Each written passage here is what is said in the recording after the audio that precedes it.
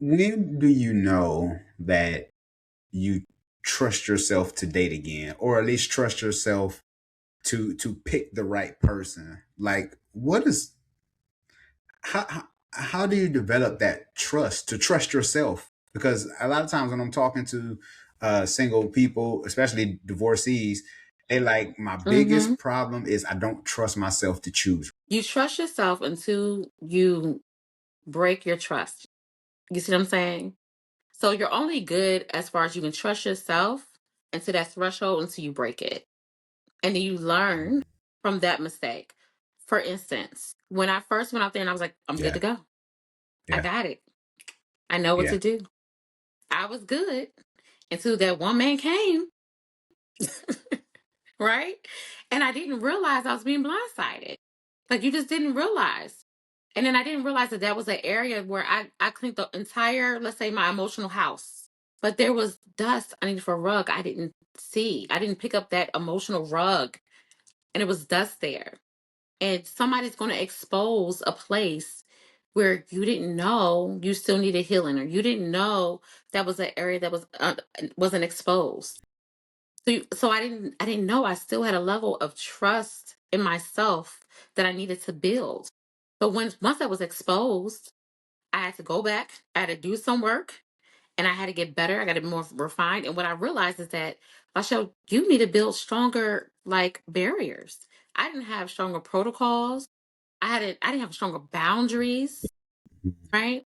And so my issue that I realized after my divorces and after I said I was ready to go out there and date and I had all the things like laid down, I didn't have strong barriers. I didn't have strong boundaries when it came to what I would allow for myself, especially when it came around my time.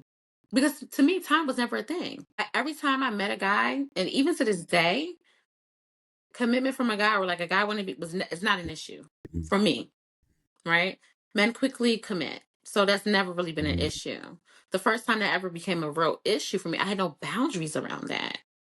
It was just like wide open. But I had to learn not to allow someone to waste my time. So what does that look like when you're dating someone? How long is that 3 months? Does it look like 6 months? Does it look like a year? Is it 5 years, 7 years? Like, what does it look like? When do you say, you know what? We've been dating for quite a while. You know, where are we going to another level? Where are we moving from here?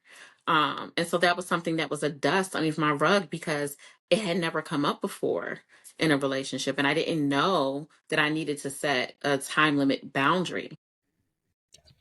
Yeah, because Yeah. I hear the people who are the time wasters. They just kind of living in oblivion. They like, I just kind of want to see where it's gonna go. Let's, that whole. And somebody will play you for that for a long time. You're just sitting there like, and you're having fun, right? You're having fun. You're enjoying the relationship. And, you may ask here and there, like, well, I just, just kind of see, where this is going to take us. And we're just having a good time. And, right, you could be having a good time. You could just be enjoying everything. And before you know it, years are going by. And you're like, wait a minute, this isn't moving. This isn't going anywhere. And then when you really have a serious conversation, you might put some hard stops in it. You realize, you know what? We're not even Yeah, aligned. This person doesn't want a long-term relationship actually at all. They're actually okay with where you are. You want something that's long-term. And you realize you guys aren't even equally yeah. yoked. And you had no clue. Mm.